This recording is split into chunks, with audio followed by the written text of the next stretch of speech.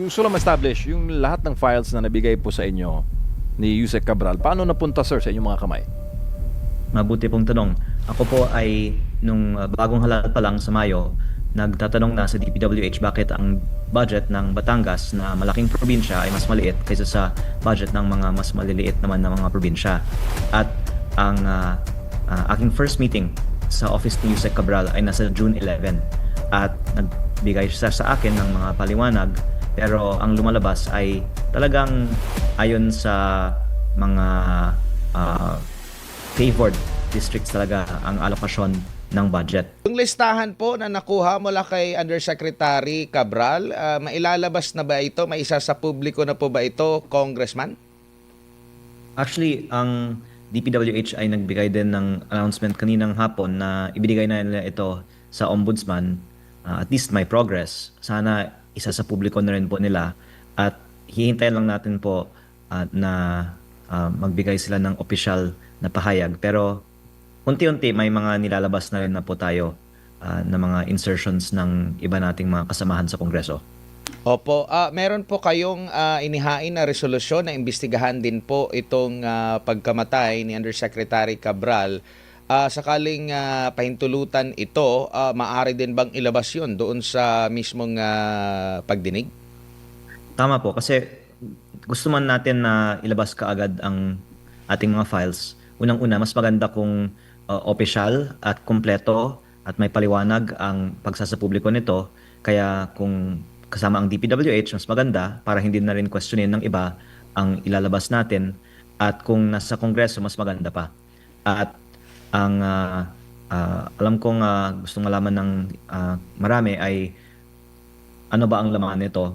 Ang expectation naman ng lahat ay tama na halos lahat po ng mga mataas na opisyal sa gobyerno ay may mga DPWH insertions. Opo. Pag sinabi po nating insertions, itong mga proponent ba nito ay automatic may nagawang kasalanan, Kong? Hindi po. At ang ibang mga veterano ay ipinagmamalaki nila ang kanilang mga insertions dahil maganda naman ang mga nagresultang mga proyekto dito. Pero may ilang mga insertions na hindi man lang alam ng mga komunidad na ang mga proponent ang nag-insert at pati yung mga proyekto hindi nga alam na may ginagawa ang komunidad. At minsan, ang mga proponent ay may kaugnayan din sa mga contractor na gumagawa ng mga proyektong ito. Kaya kapag may itinatago, ang suspicion ay may masama. Opo. At kung hindi natin itinatago, mas maganda, yan po ay patunay na walang masama. Opo. Doon po sa listahan po, sir, meron po ba kayong rough estimate muna kung ilan nga yung nasa listahan na may insertions at listahan po ng mga proponents at maaari nyo bang maibahagi kung ilang ang percentage dito na tingin po ninyo ay merong anomalya? Sa DPWH 2025 National Expenditure Program, meron 721 billion pesos of projects at bawat isa ay may proponent ayon sa listahan ng DPWH. Sa 721B na ito, 401 billion ay proponent ang district congressman. Ito po ang tinatawagang allocable. At yung lampas dito na 320 billion ang outside allocable na iba-iba ang mga proponent. Kasama po dito ang tinatawagang leadership fund. At meron din pong mga ibang code names na ayon sa aking research ay mga pinaparte-parte sa mga kontraktor.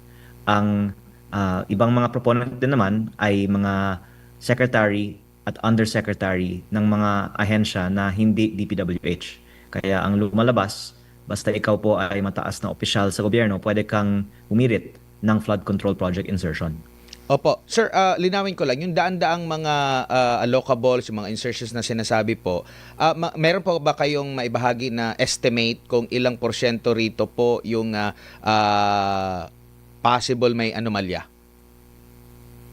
Ang sinabi ni former DPWH Undersecretary Roberto Bernardo, almost 100% of bids in DPWH are rigged.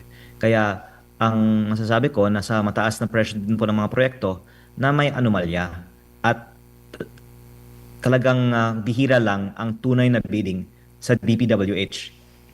Ang question lang kung yung proponent ay may kinalaman dito. dahil maaari naman na ituro lang sa mga district engineering offices ang mga anomalya.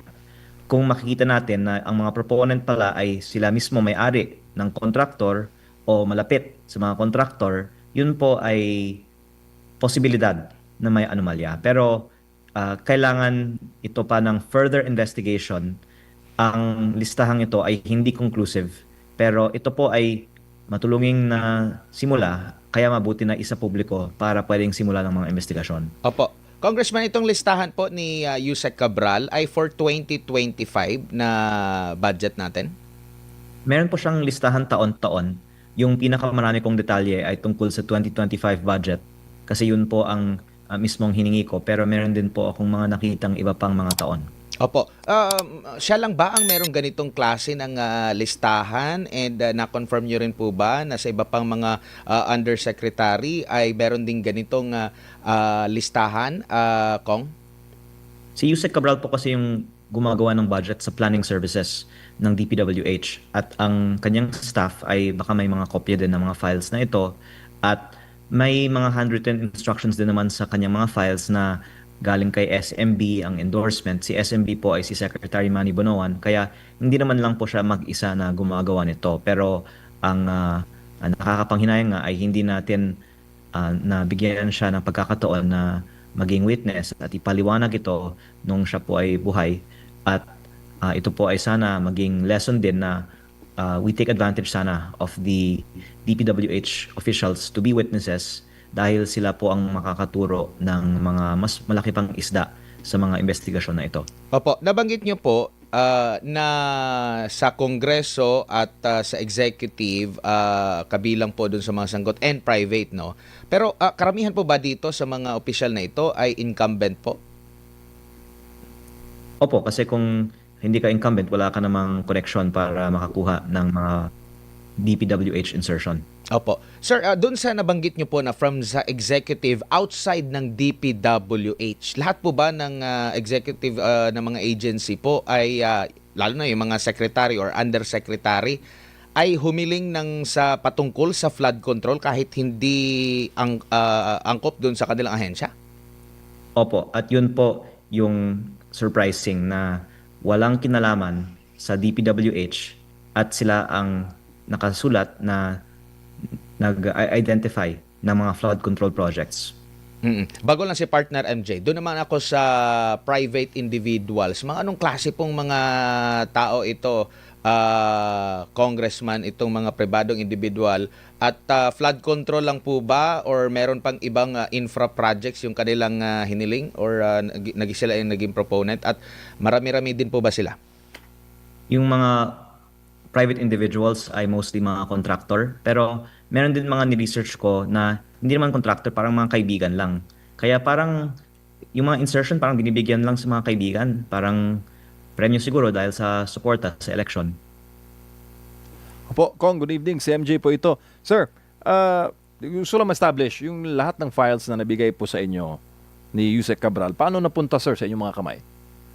Mabuti pong tanong. Ako po ay nung bagong halal pa lang sa Mayo, nagtatanong na sa DPWH bakit ang budget ng Batangas na malaking probinsya ay mas maliit kaysa sa budget ng mga mas maliliit naman na mga probinsya. At ang aking first meeting sa office ni Yusek Cabral ay nasa June 11.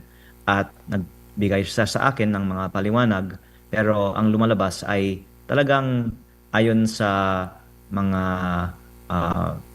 favored districts talaga ang alokasyon ng budget. At nagsulat po ako August 11 asking for the complete files and numbers, and then nung na-appoint si Secretary Vince Dizon September 1, nakita ko ang oportunidad na sumubok muli na makakuha ng mga files. Nag-set ako ng meeting sa kanyang opisina through Director Alex Bote, at nung nandun na po ako sa opisina ni Yusek Cabral, tinawagan niya si Sec Vince at tinawagan din naman ni Sec Vince muli si Yusek Cabral, at nakiusap po ako dahil sinasabi naman ng DPWH na ang gusto nila ay transparency. Pumayag si Sec Vince na ibigay ang mga files sa akin in the interest of transparency. At mabuti na nakuha ko kasi akala ko kahit hindi ko kunin, ibibigay naman ng DPWH sa ICI at Ombudsman. Pero nung bumisita ako sa ICI November 18. Sinabi nila, never nila nakita ang mga ipinakita ko sila, sa kanila noon. Ganon din po sa ombudsman nung bumisita sila sa aking opisina ng November 28. At ang lumalabas po ay ngayon lang nung nire-raise natin ang existence ng files na ito ay talagang nape-pressure ang DPWH na ibahagi itong mga files kahit sa mga ibang ahensya ng gobyerno. Opo, Kong, gaano kalaki itong Cabral files? Ilang gig? Mga 17,000 plus rows ang mga projects sa 2025 National Expenditure Program at may iba pang mga tabs. Hindi ko po na analyze actually yung buong file pa. At tama ka po, kailangan mo ng mabilis na computer para ma-process po lahat ng data. Opo, pero sir, based po doon sa mga na-examine po ninyo na mga bahagi ng Cabral files, gaano ka-crucial ito, sir? Will it cost the administration more of its political capital? I think yung maganda dito, imposible siyang inimbento lang. Kasi napakadaming impormasyon na sa sarili kong distrito na confirm ako, may mga nakalagay dito, ang district congressman na predecessor ko ang nag-insert, tama. Meron mga ipinasok daw ni Congressman Edwin Garjola, tama. At meron daw mga ipinasok ng iba pang mga contractor o parking ng leadership fund at tama din po ayon sa aking kaalaman sa aking distrito. At kung tama siya sa aking distrito, siguro ganoon din po sa ibang mga distrito.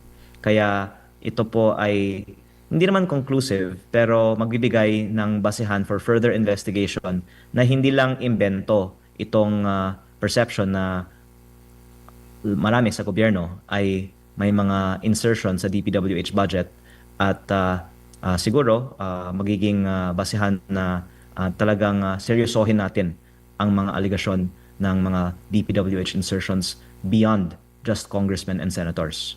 Opo, sa series of video ni former colleague po ninyo, Zaldico, sinabi niya, dinamit niya ang pangalan ni Presidente at ng unang ginang Liza Araneta Marcos. Sa mga files, sir, na inyo pong as far as ng mga files po na inyo nakita sa Cabral files, masasabi ba na alam ng Malacanang itong nangyayaring galawan sa pambansang pondo, Congressman? Actually, if I may share, sir, kaya ang move ko ay hilingin kay Secretary Vince at sa DPWH na isa publiko ang mga files na ito kung wala naman po silang itinatago. Kaya ang sagot po sa inyong tanong, tignan po natin kung isa sa publiko po nila ang mga files na ito. Opo, parang abangan ang susunod na kabanata, Kong. Pero Kong, yung nabanggit po niyo kanina si SMB, Secretary Manuel Bonoan, based din po sa mga files na inyo pong nakita, masasabi niyo po ba na malaking kinalaman talaga o malaking impormasyon ang may babahagi ng dating kalihim ng DPWH kung siya magsasalita sa issue na ito? Siyempre dahil siya po ang dating head ng agency na ito, pero ang actually binanggit sa akin ni ICI Commissioner Rogelio Singson, sa tingin niya mas malaming alam si Yusek Cabral kaysa kay Secretary Bonoan. Kaya nakakalungkot na hindi si Yusek Cabral ginawang state witness at binigyan nga ng pagkakataon na ipaliwanag ang mga files na ito. Pero I guess next to her is Secretary Bonoan.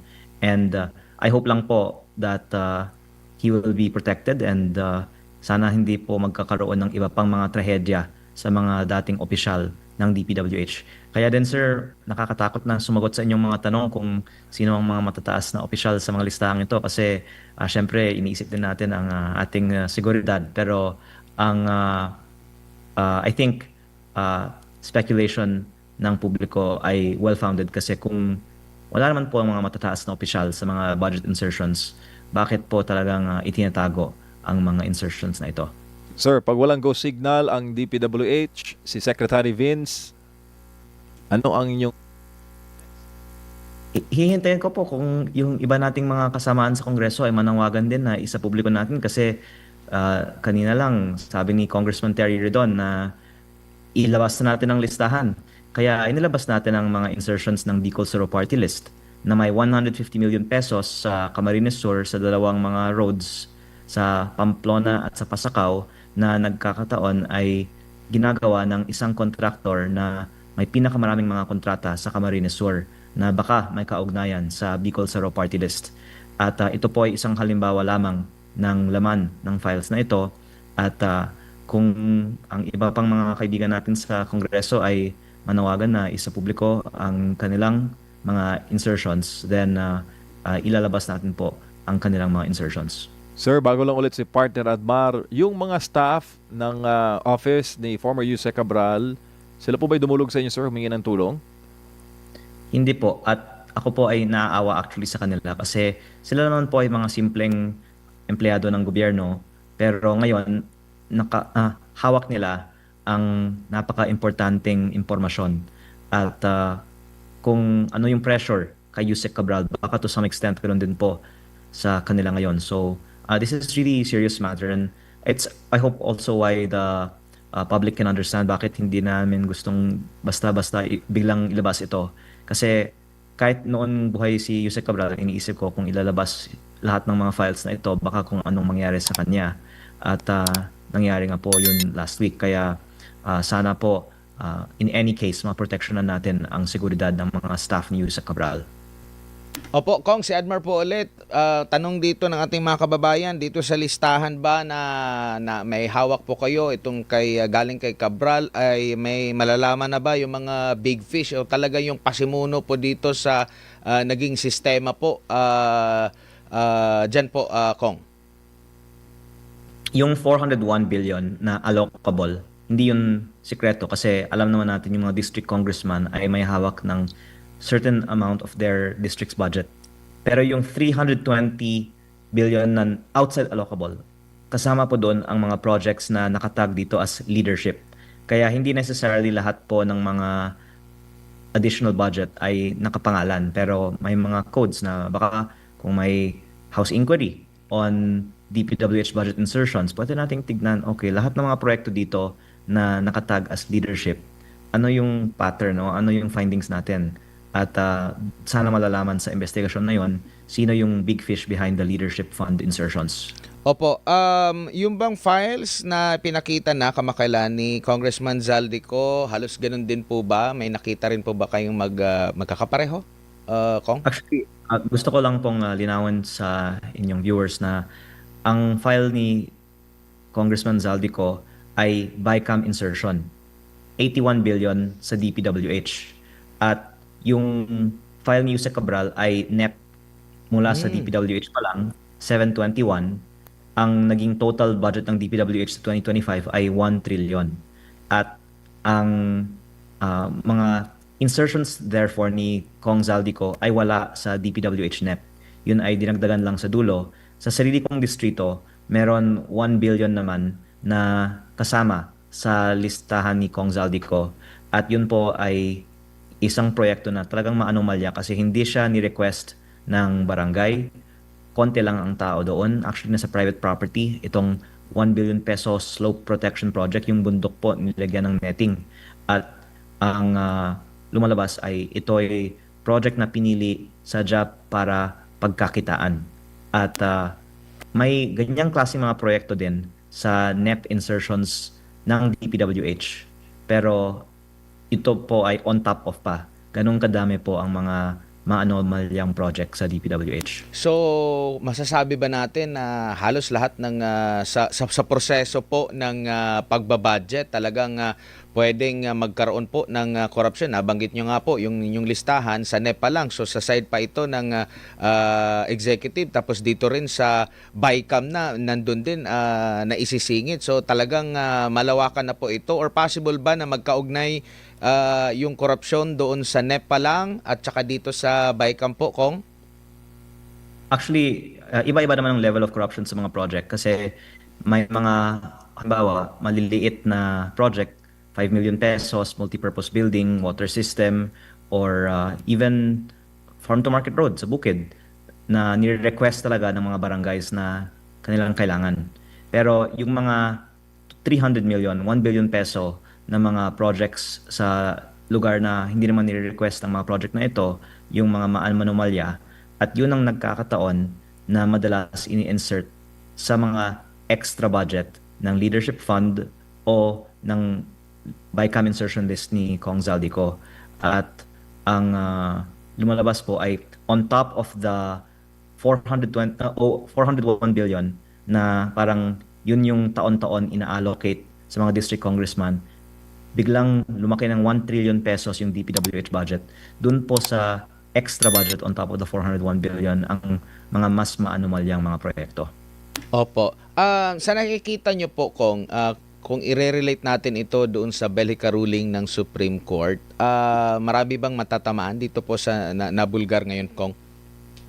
Actually, napakagaling ng mga politiko na noon may post-enactment. Tapos, nagkaroon ng BICAM insertion. Tapos, nung nabooking din po yun, naging net insertion na lang. Kaya ako po tinatawagang insertion ito kasi ang mga politiko nga ang proponent pero ang nilalabas ay ang DPWH ang gumawa ng budget. Hanggang ngayon, dinedeny ng DPWH na ang mga politiko ang nagpapasok ng mga proyekto sa National Expenditure Program. At actually, very serious talaga yung misrepresentation ng DPWH na ito. Kasi kahit sa Kongreso, kaming lahat ay hinihingan at nagbibigay ng minimum 150 million peso per congressman. Actually, kanina lang sa Kongreso, sinasabi ko na huwag na nating itago. Alam naman nating lahat na nagsasubmit tayo ng mga listahan. Ayon din sa mga request ng aming mga barangays. Pero ayaw aminin ng ibang mga congressman na may 150 million pesos tayo per year na minimum submission to DPWH. Baka kasi may iilan na hindi maganda naman ang mga ipinapasok sa kanilang 150 million. Pero kung wala naman tayong itinatago, dapat nating ipagmalaki saan natin ipinasok itong 150 million. Pero sa mga pangyayari pong ito, Kong, no, sa kabuuan po, meron po ba kayong nakikita or needed pa ba na may isang batas ukol nga po dito sa pagbabudget po natin or ipapanukalang batas or meron ng existing na batas o talagang i-separate na lang po ng tuluyan para maiwasan? Kasi nababahira na po ng masamang imahe, lalo na po sa Kongreso po, Kong, no? Sad to say. Pero kumbaga, lagi kasing nababanggit na sila yung mga pasimuno nito, sila talaga yung nagbaback up niyan. Why not na talagang trabaho lang ng mga nasa Kongreso ay magpanday lang po ng batas at hayaan na lang po yung executive ang talagang manguna dyan sa tulong na rin ng mga mayors para lubos na kumbaga yung trabaho din nila at maiwasan na po ito, Kong. Kakayanin ba or still mahahanapan pa rin yan ng butas po? I agree na dapat yung mga LGUs maging mas involved sa mga projects kasi napansin ko sa aking distrito, mas maganda naman ang quality at presyo ng mga LGU projects. At ang DPWH ay actually may provision sa bagong budget na pwedeng i-devolve na lang sa LGU ang implementation ng certain projects. Pero ito po ay at the option lang ng district. At ang sabi ay karamihan daw ayaw na ang mayor ang gumawa kasi syempre pag sa mayor iba naman kaysa kung sa DPWH na hawak ng congressman. At nakakalungkot po na yun yung nag-i-influence ng decision making natin kung sino yung implementing agency. Ang isang tingin kong ideal solution ay liitin na lang ang budget ng DPWH at palakihin ang national tax allotment na nagbibigay ng funding sa mga LGUs. Pero parang unrealistic yan kasi hindi naman aaprubahan ng Kongreso na bawasan ang sariling budget at palakihin na lang ang budget ng mga LGU. Opo. Sa pag-implement po ng mga projects mula sa mga insertions po, Congressman, pinagpapaalam po ba ito sa lokal na pamahalaan? Kasi marami tayong naririnig, hindi nila alam na meron palang proyekto. Yung iba naman parang nagsiselo sila kasi bakit kung sila ang gagawa ng proyekto, napakaraming proseso na pagdadaanan bago ma-implement yung kanilang desire na na proyekto. Pero pag ay congressman, napakabilis na ma-implement ng project po. Opo, ang DPWH District Engineering Office ay in many ways really overseen by the district representative at kailangan nga maging mas independent siya sa mga district representative.